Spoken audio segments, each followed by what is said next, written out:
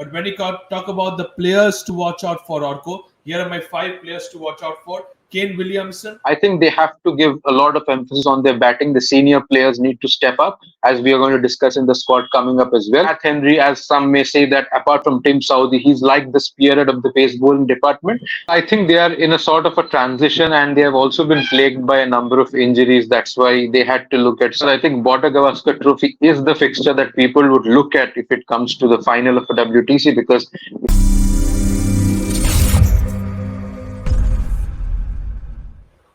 World Test Championship and its squad analysis continues for now. And we have the Blackcaps now we're going to talk about. I have Orko with me. Orko, welcome to the show once again. It's going to be the team that came out victorious for the first time via the World Test Championship against India. It's time for the Blackcaps. No Kane Williamson now, no Tom Latham. It's Tim Southee who's leading the side in the red ball cricket. Talk us through overall how has the World Test Championship been for New Zealand since the past couple of times. Why haven't they been that side, just like I asked the South Africans as well? Why not a dominating performance from in the red ball cricket? well, I think they are in a sort of a transition, and they have also been plagued by a number of injuries. That's why they had to look at Saudi as a captaincy material, because Williamson was here and there. His forms also had a bit of a concern. So I think that transition period of finding the right balance and securing the future is something that they are still struggling with. However, that being said, they have a few amount of bright talents as well. Will Young and such players are coming up pretty well. So I think it's just a matter of time when they'll find the right combination, and certainly the results will come in their favor, because we all know that they are known for performing well in these kind of tournaments. Like, people associate certain players as Mr. ICCs, and you can say that all 11 of them are, tailor-made for ICC tournaments. So I think New Zealand would get their mojo back pretty soon. But as of now, they have had a very mix and match kind of tournament journey so far. Absolutely, and that's what I think so. But you said about transition period. There's so many experienced players. Tim Southee himself, the captain, Kane Williamson, Tom Latham. So once these players go, it's going to be a huge transition for New Zealand cricket. Absolutely. I think because even if you look at their bowling, Wagner also has bowled out of late. He has said that he wouldn't continue any longer. So they have a lot of resources. Of course, they have a few promising bright pace bowling talents as well. And with Bolt also not available of late in almost all the formats, I think that's a big loss. Saudi is also coming of age, and we don't know how long he'll be around. But I think he being the leader is a big a plus point for them, because he can obviously recognize the talents which he can look at for the future, and based on that, they'll work on their team. When it comes to red ball cricket for New Zealand, off late, I'll be very honest, and I'm asking the same question. Who has been more threatening for them when it comes to giving success, Neil Wagner or Trent Bolt? Without a doubt, Neil Wagner. I think he has been the one who gets them crucial wickets. I mean, I know Bolt has that big burly stardom based figure, but if you look at the impact that he has caused in the recent WTC championships, just looking at this particular format of Test cricket, I think Neil Wagner has done a lot for them. He has that fighting spirit, as people may associate him with. He can also give Like you some talk about plus his bonus. attitude. Exactly. He's someone who never gives up. Even with the bat, sometimes he can be just the kind of number 10, number 11 batsman you need. Sometimes he comes from round the wicket with the ball, tries to tuck you up with that body line length and stuff. A big figure that they will Talk certainly us through miss that as the battle game versus progresses. Matthew Wade. Absolutely. I think that's the kind of battles you wish to watch in Test cricket, because people say that this format is dying. But to be honest, these are the kind of battles that spice up the game. We know that the Border Gavaskar Trophy is coming. The country which we are from is being represented by a coach and also by a set of players who have that fighting spirit against the Aussies, who are also known for that. So these kind of series and matchups are what going to spice up this game in order to save this Test cricket format. So you're talking about Test cricket is dying. Some of the places you're hearing, and I am hearing too. If surfaces that made like Pakistan, like we are seeing in the ongoing Test series against Bangladesh, the Rawalpindi flat deck, do you really think Test cricket will evolve like that? I don't think so, because I think if you make the conditions challenging and you make every player play in that particular environment for 7 hours or 8 hours every day, that's what brings out the best in you. Because the one word that Test cricket associates you with is patience. So more than just skill, it's your mental frame that needs to be patient enough to sustain and thrive in conditions as difficult as those. I think the pitches in England, the pitches in Australia, and also to an extent South Africa and West Indies are much more tailor-made for Test cricket, but not really if it comes to Pakistani pitches. So I think they need to work on it. They need to understand the difference between Test cricket and PSL. You just can't make flat decks like you do in PSL and expect Exactly. your team to perform well, because they may do well at home, but away from home they are going to struggle. So it's only going to be a Is it negative the for them best looking time? forward. Is it the best thing for players for Pakistan and other countries who are representing Pakistan to increase their average?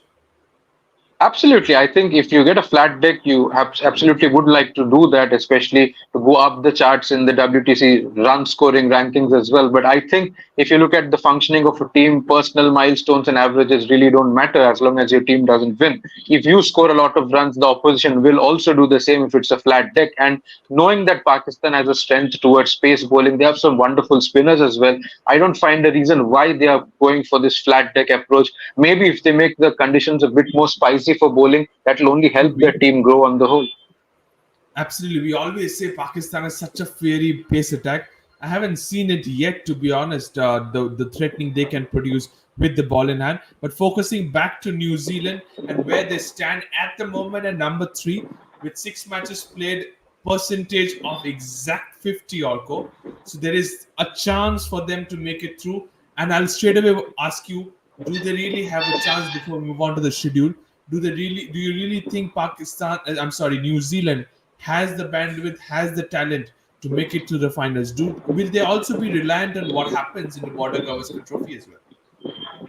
Absolutely, because I think Border Gavaskar Trophy is the fixture that people would look at if it comes to the final of a WTC. Because if you look at these particular teams, you expect them to feature in the final. But for New Zealand to make inroads into that final stage, I think they have to play some splendid cricket, because we have already reached the fag end of the tournament, or maybe almost the middle of it. So I think they have to certainly pull their socks up and get their combinations right. I'm not sure whether they have a very splendid chance, but that being said, we know New Zealand is known for punching above their weight. So if they bring that cricket in the right time, then we never know. It's a very good place at the moment for New Zealand because it cannot guarantee where they will end at the end of the WTC.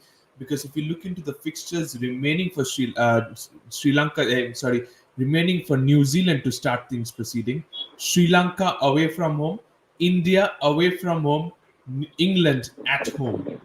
Three very very tough teams. I'm mentioning Sri Lanka as tough team just because it's at their own den. Talk us through this before we reflect back to the performance they had so far. Well, absolutely. These are very tough fixtures, and you have to count Sri Lanka, because Sri Lanka off late at home have been a menace. And with Jayasuriya taking over the helm, they are certainly looking a team that wants to compete and be potent against all forces. So they are the real dark horses of this tournament, and also in the future tournaments that come in place. I think Sri Lanka is a tour they need to take it seriously, because it may be tougher. Maybe they may thrive against England because the conditions are pretty similar to their home, but against India and Sri Lanka, the subcontinental the slow tracks which have a bit of dust around, it will be tough for them to sustain. And also the recent form of their players, they have to find their ways out. I think the bowling is pretty good, but the batting is somewhat lacking, and they need to find a way out to make some good inroads in these two series. Absolutely, but when it comes to the series, they have performed so far. Against Bangladesh, they had a one-all. It was a poor loss, but they had one. Against South Africa, we know the squad South Africa sent at their home. I think it should have been a clean sweep because they were focusing more on the World Cup. They sent a very young squad, South Africa. So New Zealand won that comprehensively 2-0. And then the loss to Australia, the mighty Aussies away from home. New Zealand lost at their own den. So we can see that there is competition for so far. Faced the two big guns, South Africa and Australia, in your home, and you lost to them. You defeated South Africa though, but now comes the two Asian teams. You're going to go there, travel to them, and play spin, which is not going to be easy. So, what could be the strategies for New Zealand? I know they will have themselves as well a couple of spinners in the ranks who will play, but what about they themselves? What do you expect them to do? Well, we all know New Zealand to be a very fighting based team, but that being said, they don't have one conventional approach like England has in baseball or something like that. I think they play according to the circumstances. And if you look at the recent track record, as you rightly said, they haven't done as well as they usually do at home. So certainly they need to come out of that shell and hope that they turn things around away from home, and that too in conditions where they are not very specialized to perform. I think they have to give a lot of emphasis on their batting. The senior players need to step up, as we are going to discuss in the squad coming up as well. So their batting has to certainly do the talking, because I think they have enough resources with the ball. If the batting gets settled, then we never know. They can certainly upset a few teams. Three series on the line: Sri Lanka, India, England. Which one do you think they can win? Or is it a clean sweep for a shock? Well, I think they have a good chance to win against England. I mean, I feel that England is a team that they can beat because the conditions are favorable. New Zealand are known to be doing well there. Even in the past, we have seen players like Daryl Mitchell and all stand up. Blundell also has done well in English conditions. So I think they have the team combination and the strengths to perform well in England. I know that it's a big threat to stall baseball at uh, that particular country, because they are like a juggernaut at home. But I think New Zealand have a good chance looking at the conditions. But yeah, the series against India will be the toughest for sure, because you know that India is pretty unbeatable at home. And even the Sri Lanka one, people may rate them lower, but I think Sri Lanka also have a good chance to upset England this time around. Sorry, New Zealand this time around. Okay, so Sri Lanka has a chance. You said England will be the team in New Zealand might be favoring up. But when it comes to squad for New Zealand, we'll have a look into this. And it is a very experienced one, as we always said, Orko. Kane Williamson, Will Young, Tom Latham, Henry Nichols, Devon Conway as well, if you can add the top order batters out here. Very, very skillful, very, very experienced as well. What's your thought on these, man?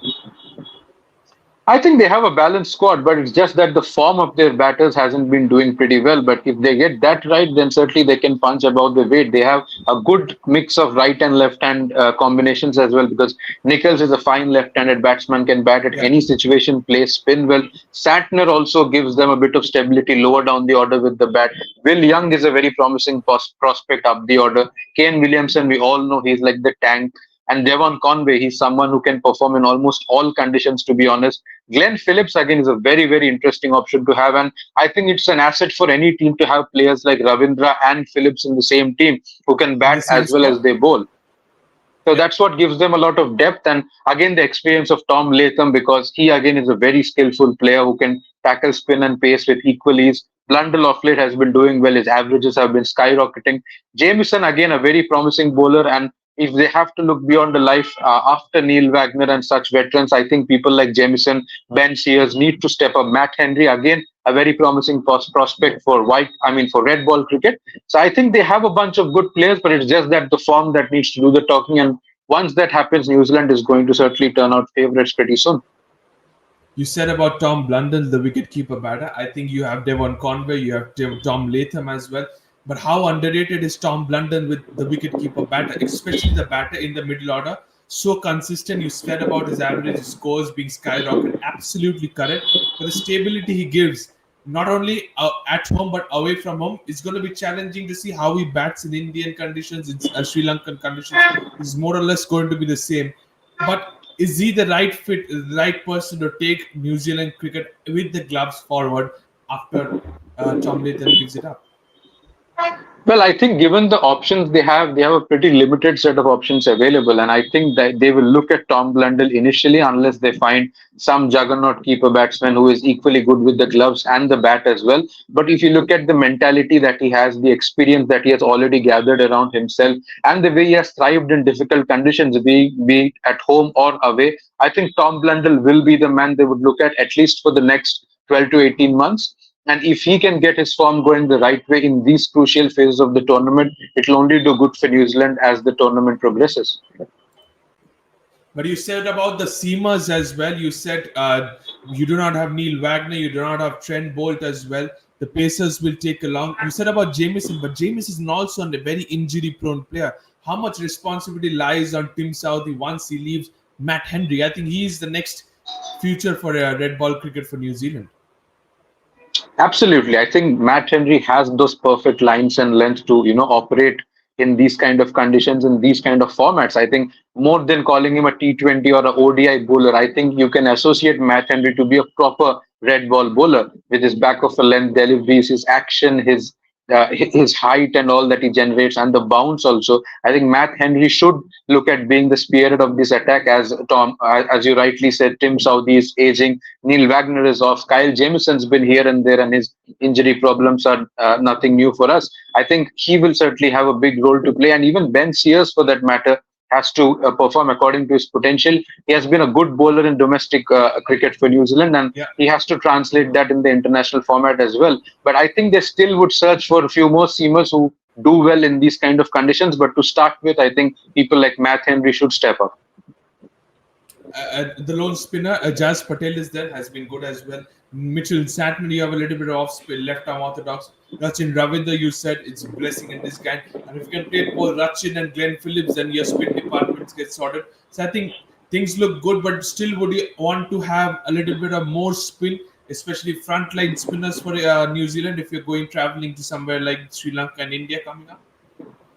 I think so. I think they would look at one more spinner. I don't exactly know who they're going to look at. Maybe they must be aware of the domestic recruits that they have around. But as of now, they do have few good spinning options. But that being said, you can't associate Ravindra or Phillips as a frontline spinner. So apart from Ajaz Patel and Santner, I think they would look to groom another spinner in the near future, and that will obviously help in those slow, dusty, low tracks of Sri Lanka, India, and such kind of tracks.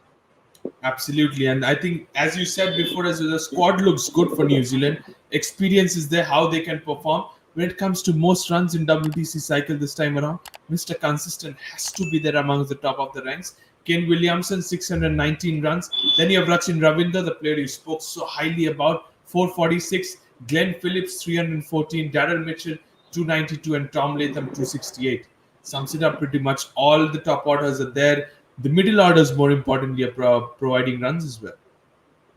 Absolutely, that's the asset which New Zealand has. They have a lot of depth in their batting, and even the bowling options can give a bit of batting as well. So that adds a lot of solidity to the side. It's just that the form that needs to come into place. Otherwise, if you look at the skills and the abilities the players have, they are certainly a handful. Even if you look at the entire squad, for example, even Kugeline can bat a bit. So they have a lot of depth in their batting, certainly. And as you rightly said in the list provided, Glenn Phillips again is a crisis man. He can provide runs and wickets, and of course a breathtaking fielder. Darrell Mitchell, again a similar kind of player who can bat at any situation, particularly in conditions like England, where he's so good. Again, a masterful player of spin. Ravindra, And as also, people look at him, exactly, I was about to say, also plays spin so well. exactly, he's a very good player of spin, and his way of dealing with spin is also pretty simple. He just looks to play straight and just keep it on the front foot and play with a straight-faced bat. He doesn't have any complexities or flicks or excessively risky shots to don. So I think that he's certainly going to be an important player looking ahead. He can also provide a bit with the ball. Tom Latham, we all know, just like Williamson, a real run asset for them, who can bat at any position, also can keep for them. So they have a lot of options, and if the form gets in place, I think New Zealand do have the team to punch above their weight. But the concern here is the openers are not amongst the list. Understandable, Devon Conway has been injury prone before the IPL. He was unavailable. So he returns and I think should be part of the playing 11 as well. Will Young, you said about him as well, very youngster, promising talent. He should be amongst the top ranks as well. Runs needs to come from them, not only highly dependent on Kane Williamson. Talking about the seamers as well, the bowlers, Matt Henry, 23 wickets, not surprising at all. Glenn Phillips, Orko, 17 wickets. That's shocking, but in the end of the day, it answers your question. What an all-rounder he is.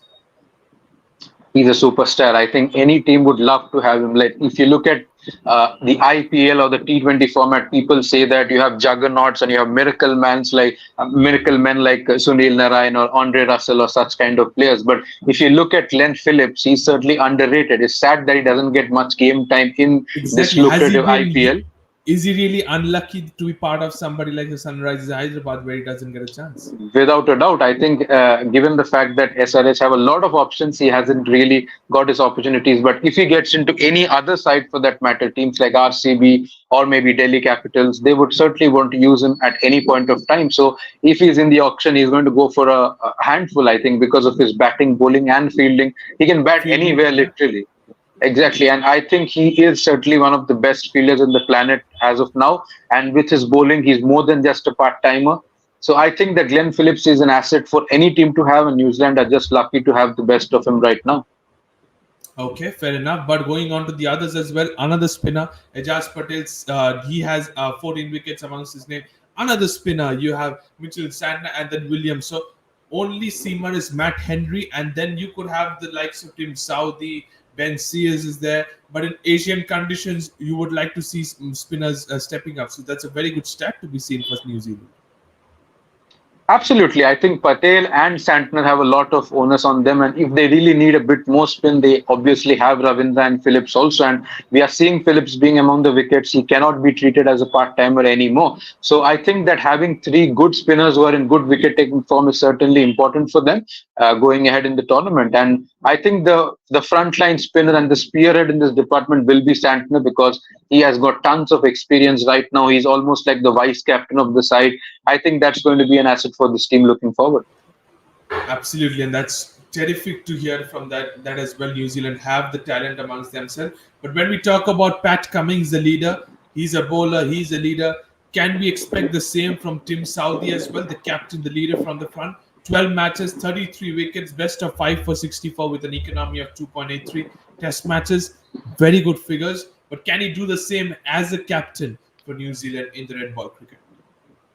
I think he can because he has been leading this team even in the past in certain T20 series as well. So he's not new to captaincy. And even if you look at his early playing days, he has been the captain of New Zealand in the under 19 as well, which did pretty well, almost reached the knockouts as well back when Virat Kohli and all used to play under 19 cricket. So he's not new to this particular phase or this role of captaincy. And we already know that he's a gun bowler. He's got that very different action, that wrist position, which can, do the talking in any particular track. He's pretty underrated if you look at white ball cricket, but in red ball cricket, I think Tim Southey is an asset for Yeah. any team to have. So I think he's going to just get better in terms of his bowling form as he gets the responsibility of captaincy.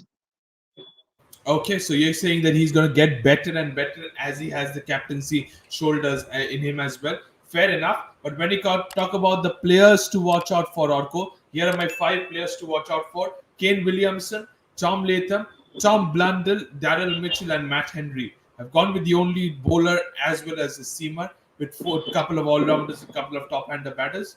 Sum it up for me. Any changes for you, first of all? Not really. I think this is what will make or break for this particular side. And Kane Williamson, obviously, he's the tank. He's the player who needs to be masterful at any conditions for that matter. And he's certainly going to have a lot of responsibility once again, even though he's not in the skipper's hat right now. But I think he is a veteran player and he has to get his runs in the bag. Tom Latham, again, of late, has been like Williamson, a very experienced player and has been doing well also. Tom Blundell, as we all know, that he has been giving a lot of runs lower down the order, a staggering average to be very honest, and also excellent with the gloves. Daryl Mitchell, again, that proper middle order holder, as you can say, someone who can hold partnerships at the right time, prevent collapses, a very good fielder as well, can occasionally bowl. He again becomes a very important asset for this team. And Matt Henry, as some may say, that apart from Tim Southey, he's like the spearhead of the pace bowling department. And Correct. given the fact that he bowls that back of a length, as I earlier mentioned, I think this is the right format for him to make major inroads in his career. When it comes to fielding, I'm not going to take away from India as well. You have India, Australia, England, South Africa, New Zealand. 5 teams. If you have a choice to pick which team has the best fielders amongst the ranks, is it New Zealand or is it India or any other country? Well, I think it is New Zealand because if you look at the fielders that they have, Daryl Mitchell is a splendid fielder, especially in terms of outfield catching. Glenn Phillips is a superman in disguise. Tom Latham's a very good fielder and a keeper as well. Tom Blundell, again, is an excellent glovesman if you look behind the sticks. And they have a set of good fielders, Does to be Tom very honest. Blundell? Even I'm Santner is sorry a to fine interrupt fielder. you. I'm sorry to interrupt you, Orko, but does Tom Blundell give you vibes of Josh Butler as well? Well, I'm not really sure about that, but I think that his glove work is very spectacular, maybe a bit better than Butler as well. His batting, again, we all know that he comes in situations where the team is in a bit of a crisis or they need a bit more runs. And that position is very underrated because people usually associate batters with batting in the top three or top four. But it is these kind of batters at six, seven, eight who actually give the team a more pronounced look, especially in setting big targets or chasing big scores in a format as long as Test cricket. So certainly, as you rightly said, he may not have the name and fame of Butler, but yes, his impact is no less. So with that in mind, I think they are a team to look forward to, and they have a bunch of good fielders as well. If you look at the outfield as well, like I said, Ravindra again is becoming a very good fielder of late. Phillips is a superman, and even Santner, for that matter, is excellent as a fielder. So they have a bunch of very good fielders, and we can't call it the golden generation yet, but if you look at fielding, certainly they are in a golden era. Okay, certainly they are in the golden era, says Orko, when it comes to fielding. Here is my predicted playing 11 for New Zealand in general. Tom Latham, Will Young. It was really tough, Orko, I must tell you, to drop out Devon Conway from this 11. Tom Latham, Will Young are my openers. Ken Williamson at 3. I have Rachin Ravindra at 4. Daryl Mitchell at 5. Blunden at 6. Glenn Phillip at 7. Kugelan at 8. Tim Southey 9. Matt Henry and Kyle Jamieson. What's your take? If you go with one spinner, maybe you will have Ajaz Patel in place of which is the seamer you're going to drop. Give me your thoughts. I think that the most of the seamers are not worth dropping, and if they really look to drop someone, it will be a bit unfortunate. But they're going to drop Kugelheim because Tim Southey and Matt Henry are going to be backed a little more. And Kyle Jamieson again, whenever fit, he's a very important player for the team, and he can also bat a bit. We cannot forget that he can give a good amount of batting as well. Yeah. So maybe they are going to be a bit harsh on Kugelheim if they want to back another spinner. As you rightly said, that conundrum of not playing Conway is going to trouble them. Will Young has to step up. He has got a lot of opportunities. He's also played in World Cup right now. So I think he certainly has to prove himself sooner than later. Otherwise, players of the stature of Conway are only going to take their place sooner than later. And Tom Latham, obviously an undroppable entity. He's certainly someone who will play every single game. He's almost like a leader for them. Williamson, no mention. We know that we don't need to talk about him that much. Ravindra, as we all know, just like Phillips, an all-format superstar in the making, perhaps. Daryl Mitchell, again, that middle-order holder which they proper need. Tom Blundell, again, given his staggering average, doesn't deserve to be dropped. Many may say that to bring in Conway, they can look at dropping someone like a Blundell, but they're not going to do that because you need to look at the format. And if you look at this particular format, Blundell is ahead of most of the keeper batsmen that New Zealand have. And Phillips, again, we know that he's a He superman of himself sorts. is also a keeper batter. Exactly. So I think that Blundell will be backed a little more than Conway. And Phillips, again, he can do anything on this particular field. I don't think there's anything that Phillips can't do. He will be backed again. I think Kugelheim is that one place which can be, challenged by someone like an Ajaz Patel or maybe an extra batter depending on the conditions. Otherwise, this is how the predicted playing 11 is going to largely stay. So it was a headache. Maybe Kugelheim, maybe somewhere at top of the order, Tom Latham or Will Young for Devon Conway. We will see that. But that sums it up pretty much when it comes to squad analysis for New Zealand, the inaugural champions of World Test Championship in Test match cricket. Orko, do you think they will make it to the finals? Well, they have a chance certainly, but I don't think that they really can get past the juggernaut of India and Australia because that's how it's looking like that India and Australia are going to play yet another final and maybe India will avenge it, but that's a different story altogether. But Oh, I that's think something you said. Thank you so much. In Hindi, we can say it. Ghee shakkar. Thank you so much. But please proceed. absolutely. I also hope that happens. And with Guru Gambhir around, I think that's going to happen because this Border Gavaskar Trophy is only going to spice up that rivalry which of late has developed between India and Australia. So I think that is going to be the final fixture, but we never know. New Zealand is a funny team. I call it funny because they often perform more than the expectations, and maybe they may upset the likes of England, Pakistan, South Africa, and really knock the door of the final as well. But I still believe that India, Australia will not going to sway away from that final WTC spot. Okay, so not just New Zealand. In general, he said other teams as well, no time in chance. It's going to be definitely India, Australia at the home of cricket to the World Test Championship Final 2025. Thank you so much, Orko. Thank you to all the viewers for watching this video. New Zealand squad analysis is done and dusted for the WCC 23 to 2025 cycle. Till then, don't forget to subscribe to the fifth number, press the bell icon as well. Thank you so much, and bye-bye.